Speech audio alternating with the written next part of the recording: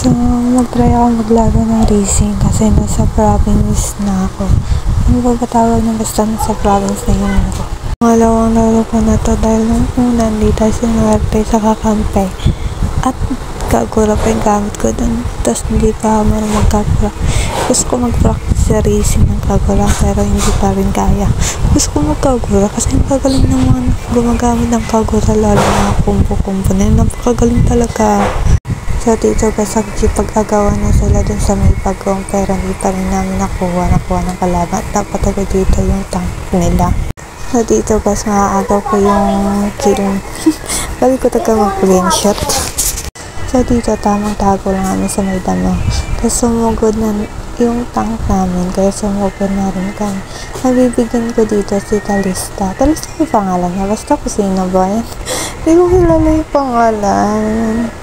Tapos dito, hindi ko alam nandiyan pala si Alucard. Muntik na ako dun. Buti na lang nabigyan ko siya. Tapos may pasig pa yung nana ko. Nakatakbo.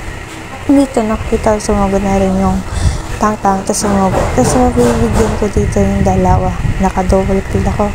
Akala ko dito, makaka-triple kill ako. Pero bakit hinarangan nun? Anong pangalan nung basta yun? Hinarangan. Tapos nakikabulin. Tapos wala pa din. Tapos dito nakita ko si Alucard pinagtutulungan. Kaya tumulong na din ako. So, naglo-lord na kami dito kahit wala pa yung core namin. Tapos, sumugod na yung kalaban. Ano ba pangalan nito? Basta yan. Sumugod na siya. Tapos, kala ko makikis ko. Yung lord lang pala na makuha ko dito.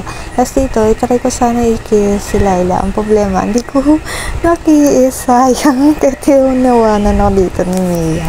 Dito, dalawa na lang yung kalaban namin.